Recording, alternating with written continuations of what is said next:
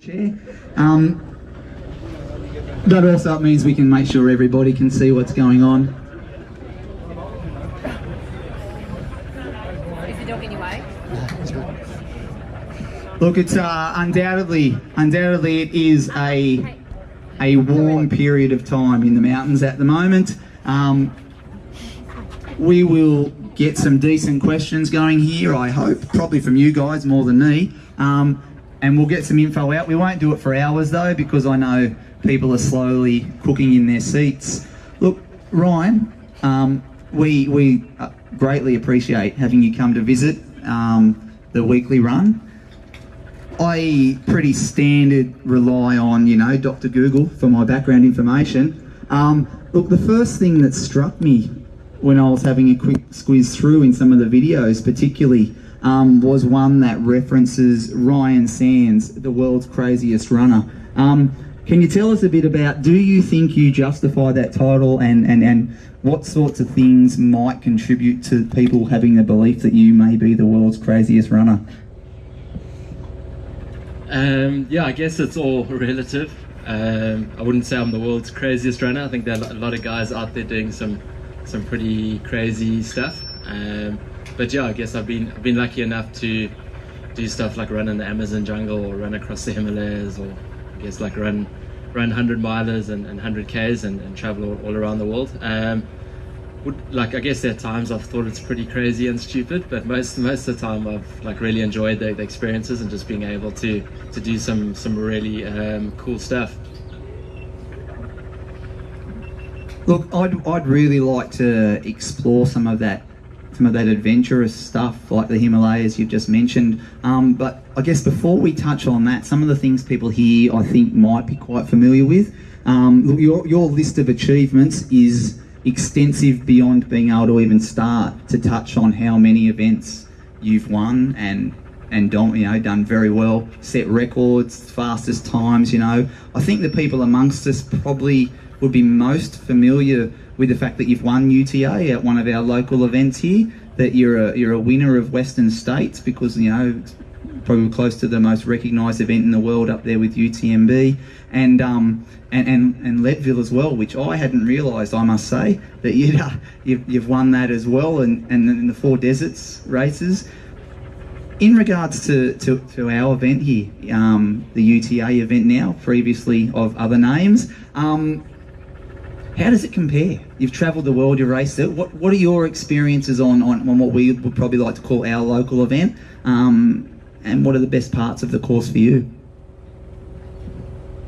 Ultra Trail Australia is definitely one of the races I've run the most times, or started the most times. It's definitely one of my favourite events. I really enjoy the community and just the general vibe and feel of the race. Yes, it's always nice to come to Australia. It feels pretty similar to home in a lot of ways. I think Ultra Trail Australia's got a bit of everything. It maybe doesn't have the scale of mountains as maybe a UTMB, but it's definitely got some. I think you got to be a really good all-round runner, which I quite enjoy about the race, and that there's some fairly runnable parts, there's some more technical bits, there's some ups and downs, and sometimes that I think makes it a race even harder. Just it's not just one style of running the whole time. You can't just be a specialist big mountain runner, or you can't just be a super fast runner. You got to have be able to do a little bit of everything, which definitely when you put it into a race makes it a real challenge. And like I say, definitely one of my favorite races. And if in that, I guess there'd be plenty of people here, many that have entered something at UTA for the first time this year, and people that have done it, and people like me that have done it a number of times terribly. What would be some of your tips, I guess, on for a course like the UTA course? Any sort of tips for people as they are sitting at starting to build, I suppose, their training for the event in May? I guess if you're out here now, you definitely can have the opportunity to do a lot of training on the course. I definitely think that helps a lot, just familiarizing yourself with the course, and then I guess also just to enjoy yourself and not to not to overtrain. I think a lot of guys maybe make a mistake of doing the 50k and then going up to the 100k and thinking they've almost like got to double their mileage. Maybe need to try and get in some longer runs, but I don't think you necessarily need to do like double the mileage. Like I think it's important to also look after your recovery. But yeah, I think just kind of try and enjoy yourself out there, and if you can get onto the course and try and train as race specific as possible. Obviously you got the stairs at the end, and then some more runnable sections, so if you can bring a bit of that into your training. Make sure you have your nutrition kind of dialed down, like know what you're going to do. Don't kind of decide 2 days before the race kind of what nutrition to run or kind of what shoes. I think if you just kind of manage all those little elements, then makes the race a lot easier. And touching on some of those other events we talked about, I know talking with Shane through the week around your Western States run, where you won it, and the thing we were talking about was, to us it looks clearly like you'd set out on a day where some people potentially went a bit nuts early, and you've run your own race, and as the days progressed, you've started obviously picking up places on the course. I guess what we're interested to know about is, how do you manage that? You know, you've got some guys that have gone out for some hard times there, and what does it feel like to be in an event where you've backed yourself to run your own race, and as the day progresses you find it coming to fruition, and you find yourself, you know what, I'm now in 10th, I'm now in, and you move through the field. How does your day unfold in sort of in your head as that's happening?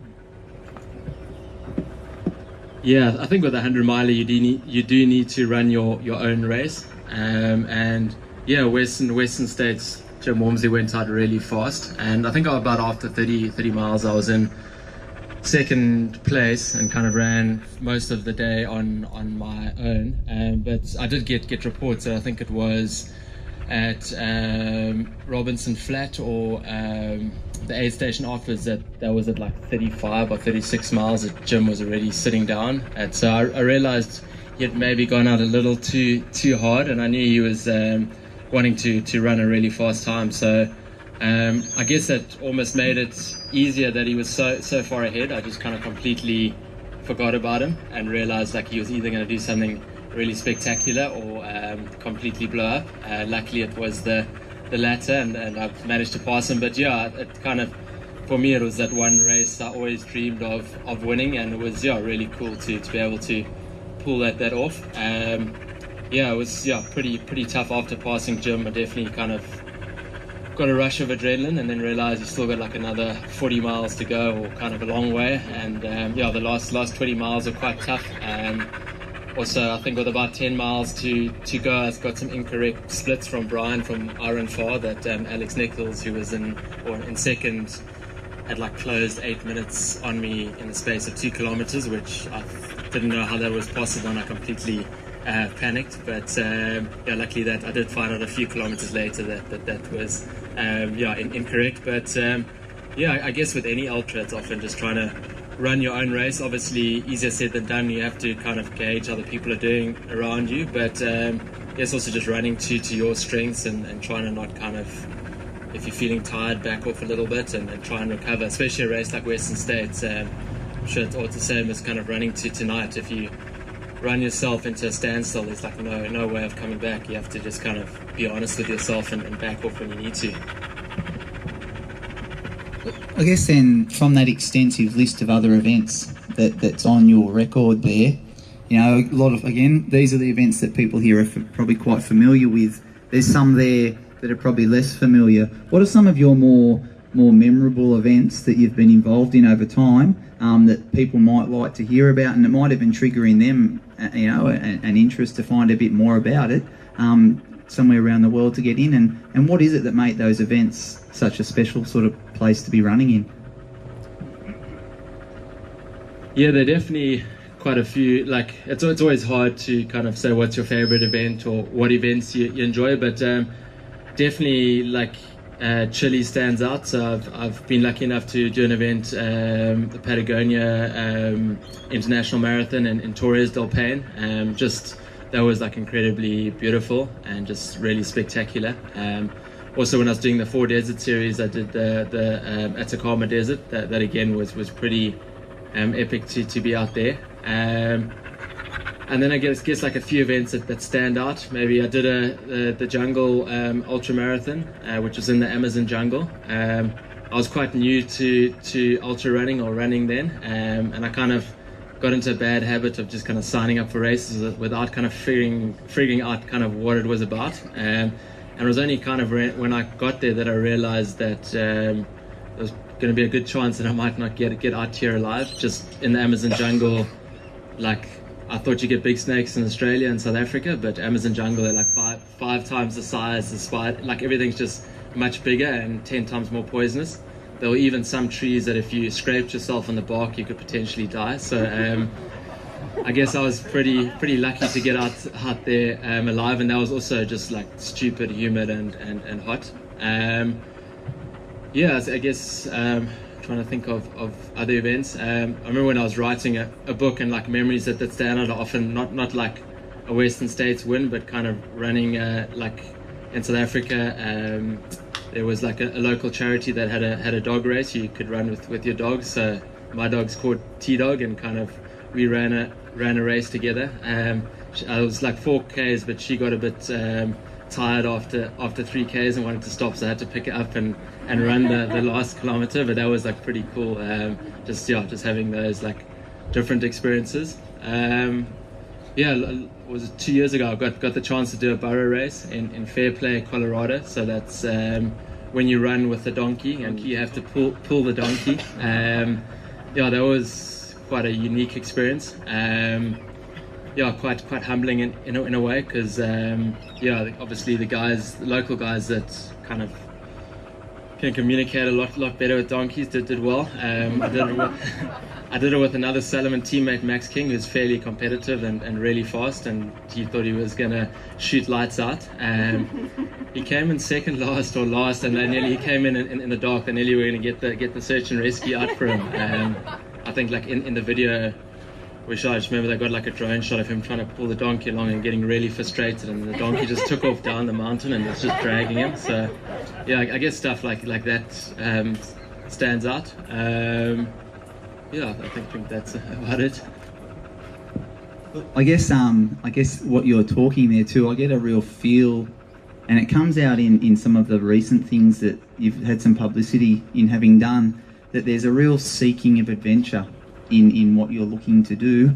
The Himalayan Trail last year, and look, I wish for the life of me I could remember the name of the documentary. One of my favourite documentaries is you and one of your friends in South Africa. I think it might have been on Solomon TV or something along those lines, and it's genuinely one of my favourite ones. And it's just that sense of adventure. Is it adventure that you're looking for?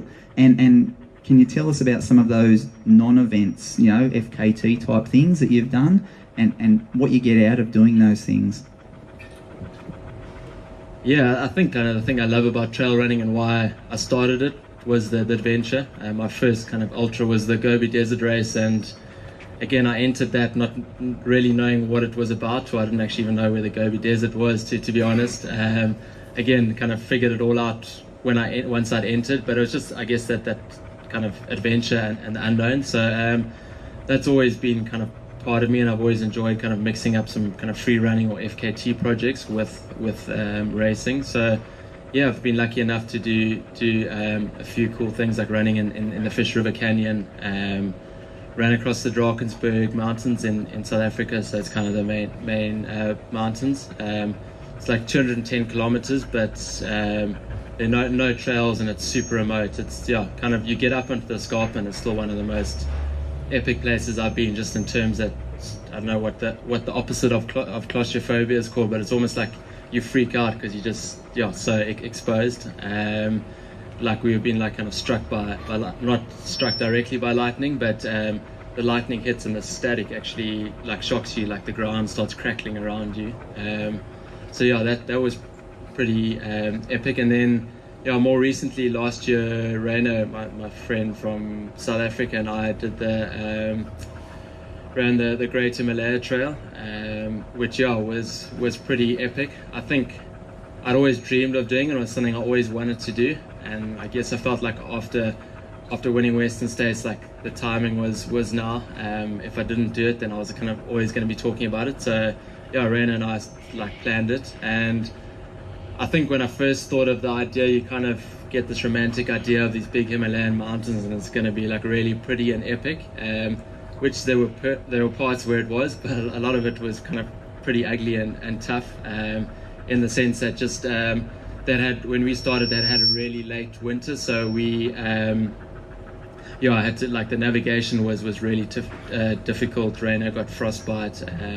Conditions were a lot colder, and then just constantly moving for 24 days was pretty, definitely, like, I was really glad I've done it, but I don't think, to be honest, I'd go back there, or I wouldn't kind of do the full thing again. I'd love to go and visit specific areas. Like, the local people were just absolutely incredible. There were so many times at like 2-3 in the morning we would just rock up in the middle of nowhere, and people would make us food or like give us their beds, and there was never like an expectation. In the one region where it was super remote, the Dolpha region in the Himalayas, like, for about 4 or 5 days we hardly saw anything. The one night we had to like beg to stay in a monastery, and if they didn't like open up their doors to us, we literally would have frozen to death, because Raina got frostbite the next day during the day. So if we'd gone through the night, it would have been pretty gnarly. So I guess I've always enjoyed the kind of adventure element and being able to travel and do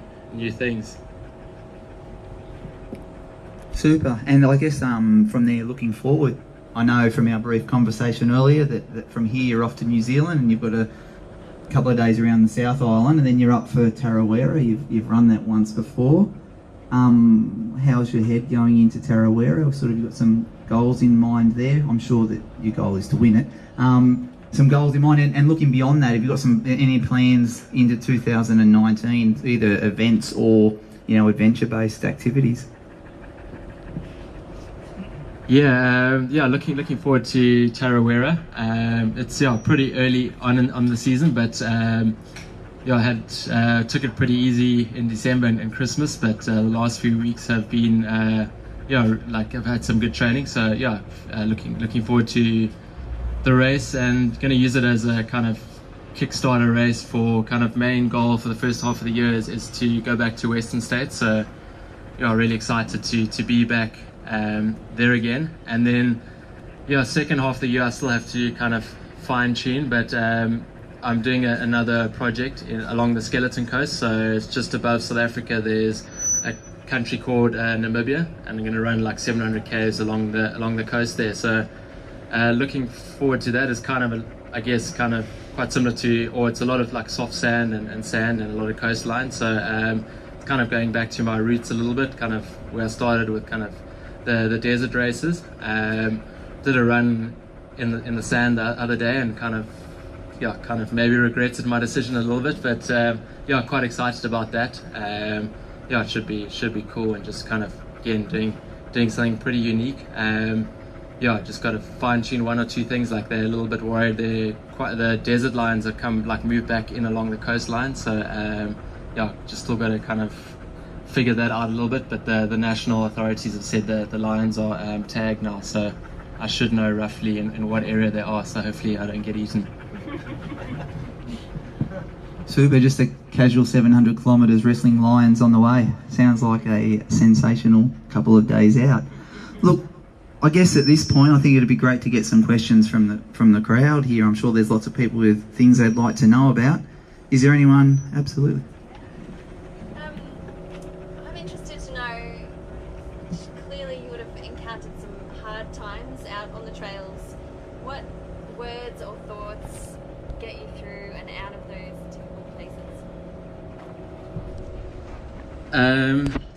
I think I try and always remember that I'm the person that's chosen to be here, and not kind of try and blame anything around me, and that it's up to me to get myself out of that tricky situation. I think it's also really important to try to stay mentally positive. I know sometimes you're not feeling great physically, but then mentally, when you kind of also go into a bad bad space, everything just kind of falls apart. So trying to keep positive, and if it's really tough, I try and just like break a race down into lots of little bite-sized chunks, whether it's going that badly that you're just focusing on getting from one tree to the next, and just like making it mentally more achievable, like bite-sized chunks, and just I guess also focus on the positives, and just kind of the environment you're running on, and just try and kind of take your mind off kind of some of the pain and suffering.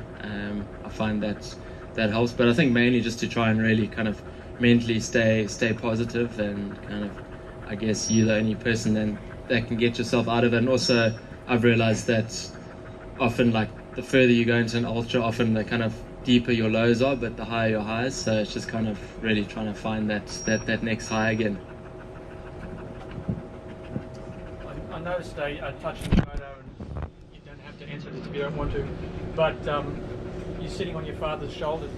How much of an influence was he? He looked like he was a runner, obviously, so maybe that was one of the things that you go to when you are in a hard place. But yeah, just interested was it a natural progression, or you just wanted to be like that?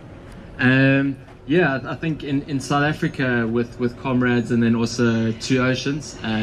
Two Oceans is another ultra marathon kind of everyone uses to build up to comrades. I remember when I was a kid, my dad ran quite a few Two Oceans ultra marathons, so I would always go there and support. And yeah, kind of I wanted to kind of copy him with the race kit, and kind of I used to take all his medals and run around the garden. So I guess that was kind of very much kind of in my DNA as a kid. But I think when I was about 6 or 7 years old, I got really into rugby and kind of forgot about running. And then as I got a little bit older, I kind of stopped growing. So I realized I wasn't gonna cut it as a rugby player. And in South Africa, you got to be pretty big to make it as a rugby player. Then I started like surfing and stuff like that. But it was only pretty kind of late in life that I did get into running. But yeah, definitely I think as a kid, kind of growing up with that, it was definitely kind of instilled in me. And my dad was always kind of like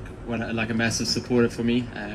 I was still kind of just leaving university, going and kind of working in a professional environment when I entered the Gobi Desert Race. And I think it was, back then it was about like $3,000 to enter, excluding flights and stuff like that. So I had to get a kind of interest-free loan from my dad at the time. So yeah, I guess without his support, I definitely wouldn't be where I am today. What's your average training week like? My average training week, it varies a lot, like depending on what race I'm focusing on. I've definitely in the past 3 or 4 years cut down the volume of training I do quite a bit. In terms of, I'll still do like weeks of big volume, but it'll probably be like maybe 4 weeks, as opposed to like doing like a 12-week block. And I know like it like varies. Like a race like Western States, I'll probably focus more on distance, but if it's a more mountainous race, then I'll try to get like more like elevation.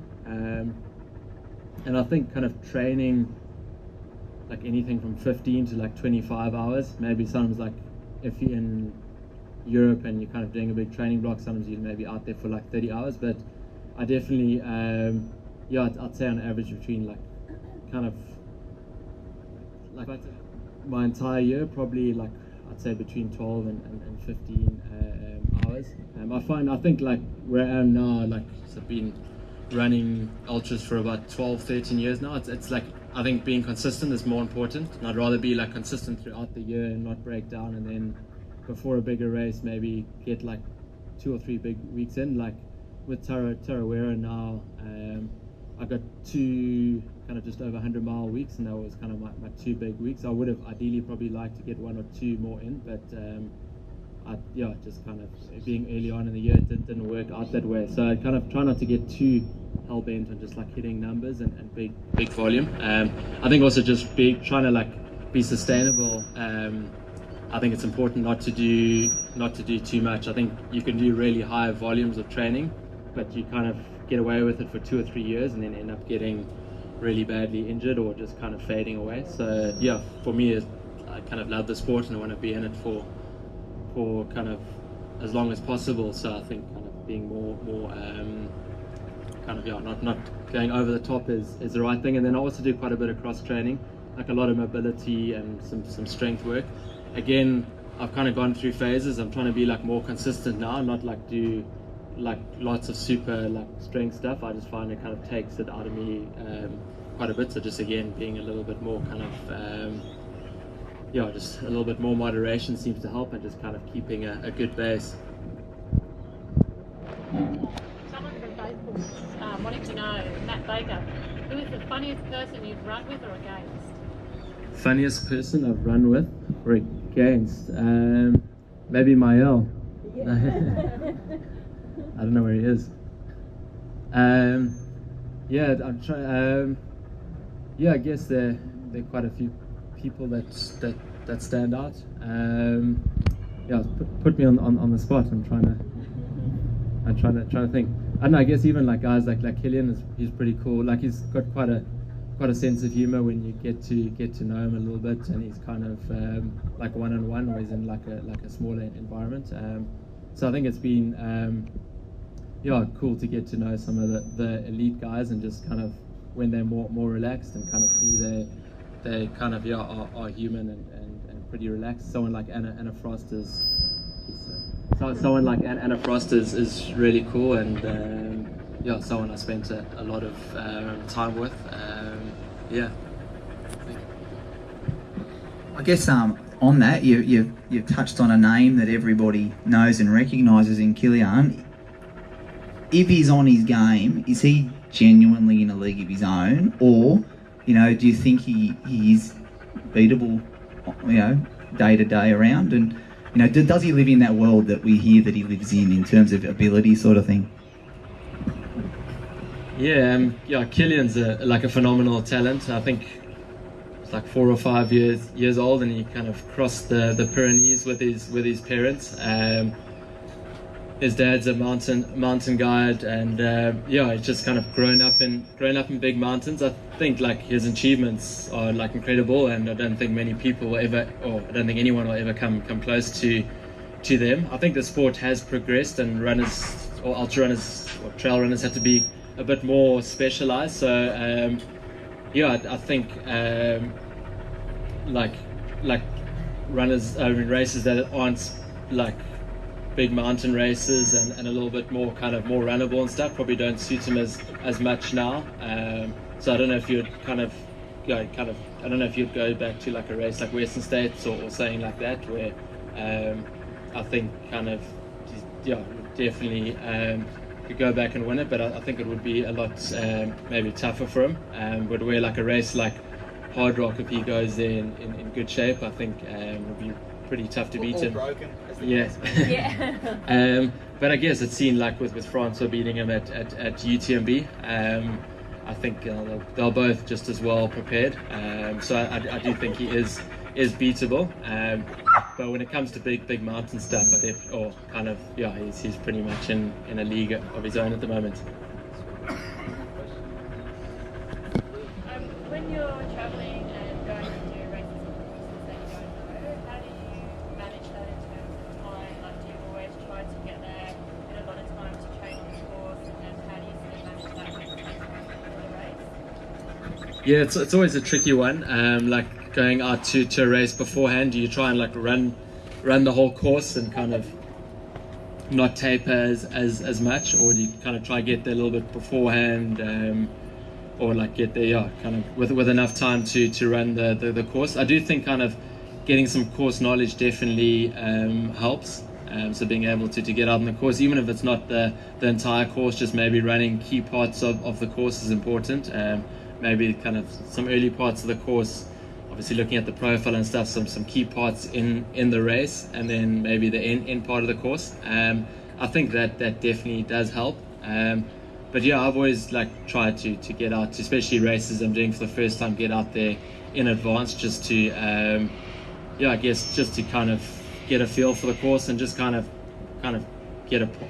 feel like a part of the town or area you're in. I remember before I did Leadville in 2011, I think I was there for 5 weeks or so beforehand, just to get used to altitude, and definitely felt pretty like ingrained with the town and the people before I left. So I think that's also something I've enjoyed about trail running, just being able to kind of really, kind of go out and kind of stay in one place for quite a while. I think like when you go to a place on holiday, you're kind of bouncing around, but just kind of being in one place for like a week plus, you definitely feel like you kind of experience that town or that area a lot better. Is that the way you manage elevation? When you go to the Himalayas, for example, do you go there for a long time beforehand and adjust, or do you train some other way? Yeah, like when I did Leadville, I definitely went out there well in advance to manage the altitude. But yeah, it's definitely like I find like to go out there and actually be out at altitude is the best way. That's why I do quite a bit of training sometimes in the Drakensberg before a big race at altitude or a project. And there are also like small things you can do, like a few like breathing techniques and stuff. I think your breathing system is like a muscle, so obviously when you're at altitude you're working it a lot harder. So like small things, like obviously if you can't get out there well in advance, then just trying to do some stuff, or even like some places, some gyms have like altitude machines that you can do a mask on and kind of do some training with a watt bike or on a treadmill. I find kind of all those small things can help. Maybe not necessarily kind of give you more like red blood cells, but definitely just kind of trains your breathing system, which I think is really important because I guess for an ultra, it's not like a 10k where you're going to go flat out. It's more about kind of being sustained, but also like you're going to be breathing a little bit more heavier, and kind of maybe get to 50k's and your breathing system gets tired. And I know often when your breathing system shuts down, it kind of shuts down your mind, and kind of then everything goes a bit slower. Shane? 10 years time, what does life look like for Ryan Sands? Like obviously you're not competing at that level and that again. What does life hold in store for you? What are your plans? Life, I guess, I don't think I'll still be competing in 10 years. I'll maybe still be trying to get into hard rock, but apart from that, I guess I still want to be involved in the sport, and looking at one or two projects or so.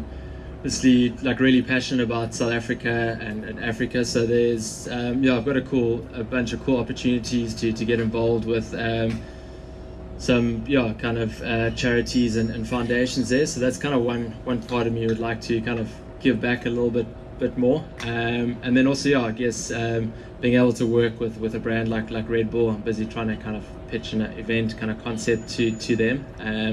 So stuff like that, I would definitely like to kind of stay involved in the sports, and kind of maybe also open up a running company when I'm big. Look, I'm sort of a little conscious of time. I think, Ryan, you've been really generous with both time and sharing some stories from your experiences at running, and I hope that everybody feels like they've got something out of it today. Look, if hard rock keeps falling away from you and you like board games, there's a little roll the dice adventure that may or may not happen here in the mountains occasionally, that we will have to get you out for then. Look, can I just ask everyone, please, can we give Ryan a round of applause? Thank him very much for his time. And look, we wish you all the best at Tarawera. Thanks so much. Thanks, guys. Remember,